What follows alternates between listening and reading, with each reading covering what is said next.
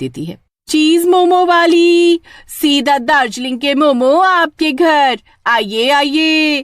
पारो की आवाज सुनकर सभी बच्चे अपने घर वालों से मोमो खरीदने की जिद करने लगते हैं। मम्मी जल्दी बाहर आओ, देखो मोमो वाली आंटी आई है, भगवान ने उन्हें मेरे लिए ही भेजा है। आ भी जा सीता, देखते हैं क्या चीज है। तेरे जीजा जी एक बार गए थे शहर, बता रहे थे बड़े टेस्टी होते हैं ये मोमो। सीता के साथ साथ बाकी औरतें, बच्चे और मर्द भी पारो के ठेले के पास आ जाते हैं।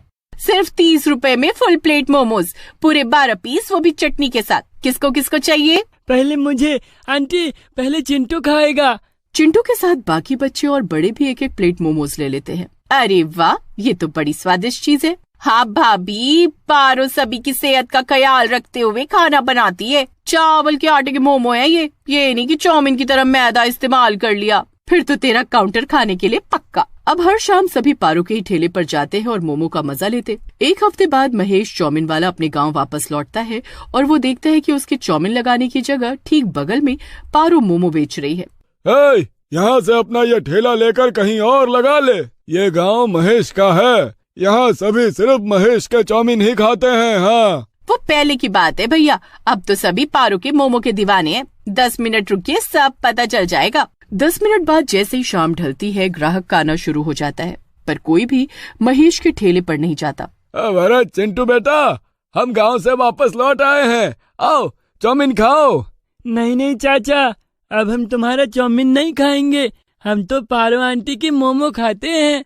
कुछ दिन इसी तरह चलता रहता है। फिर एक रात जब पारो अपना ठेला लेकर वापस अपने घर जा रही होती है, महेश उसका पीछा करने लगता है। तुम मेरा पीछा क्यों कर रहे हो महेश भैया? तू मेरी बहन नहीं है पारो, ना ही कभी बन पाएगी। मेरा चला हुआ अच्छा खासा बिजनेस चौपट किया है तूने, मैं तुझे जीने नहीं दूंगा। हाँ। और गुस्से में महेश पारो के सर पर डंडे से मार देता है और पारो वहीं मर जाती है खुद का, और दोनों में बेचता है चाउमीन। अब महेश के कंपटीशन में पूरे गांव में कोई था ही नहीं, तो ग्राहक कहीं और जाते भी तो कैसे? अरे महेश, ये पारो नहीं दिख रही, मुझे मोमो खाने थे। अरे अब वो कहाँ आएगी भाभी, उसे बड़ा काम मिल गया है ना, शहर चली गई है वो तो। आप मेरे चाउमीन खाइए।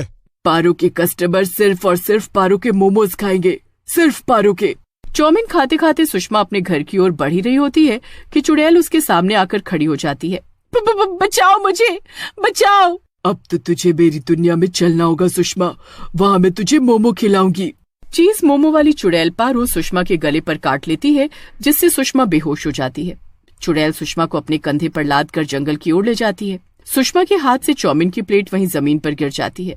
कुछ देर बाद मोनू महेश के पास चाउमीन लेने पहुंचता। मोनू चाउमीन अपने घर लाकर टीवी देखता हुआ खा रहा होता है कि तभी उसे पंखे की तरफ से कुछ आवाजें सुनाई देती हैं। वो ऊपर देखता है तो क्या पाता है कि पंखे पर चुड़ैल पारो लटक रही है। तुम्हें तो मैं सिर्फ मोमो खिलाऊंगी मेरे प्यारे मोनू। नहीं, मुझे नहीं खाना है मोमो। फिर पहुंची तो वहाँ सिर्फ ये चाउमीन की प्लेट ही थी। मतलब कि आखिरी बार मेरा मोनू महेश तेरे पास जरूर आया होगा। बता तू, क्या बात हुई तेरी उससे? क्या वो घबराया हुआ था? कुछ कहा था क्या उसने? मुझसे तो कुछ नहीं कहा था दीदी, वो तो बड़ा खुश था। कि तभी भागता हुआ संतोष वहाँ आता है। रास्ते में भी चाउमीन का एक प्लेट गिरा हुआ है और वहीं मुझे सुषमा भाभी की चूड़ी मिली। इसका क्या मतलब है? कुछ समझ नहीं आ रहा, लोग गायब कहाँ हो रहे हैं? मम्मी, सभी लोग शाम के वक्त गायब हुए हैं। मुझे लगता है हमें शाम में निकलना छोड़ देना चाहिए। हो सकता है ये कोई गुंडा हो जो ये सब कर रहा हो। हाँ, बिल्कुल सही कह रहा है चिंटू, ऐसा ही हुआ होगा। और अगले दिन सभी गांव वाले मिलकर शाम में निकलना बंद करने की ठान लेते हैं। अगले दिन महेश सुबह सुबह 11 बजे चाउमीन का ठेला लेकर गांव में घूमना शुरू कर देता है।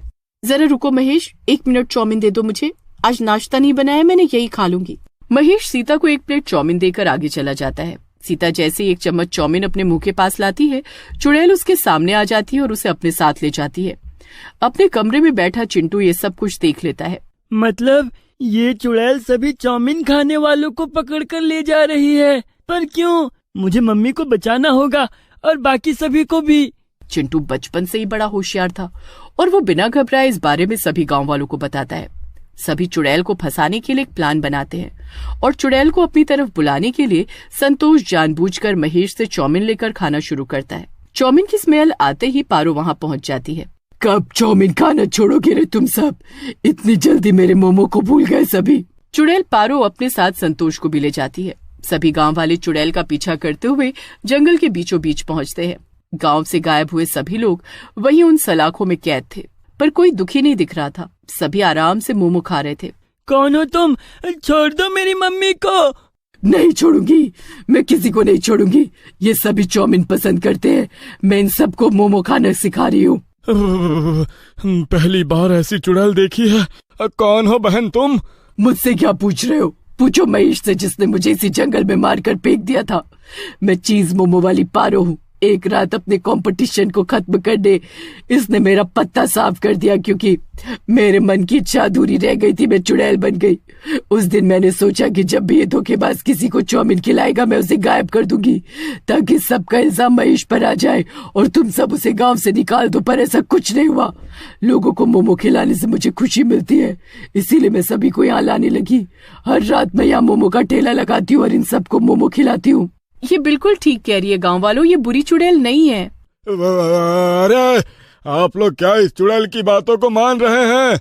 अरे इसकी चोटी पकड़ कर काटिए और फेंक दीजिए इसे गांव से बाहर। ये सुनते ही पारो चुड़ैल गुस्से से आग बबूला हो जाती है और महेश की छाती पर कूद जाती है।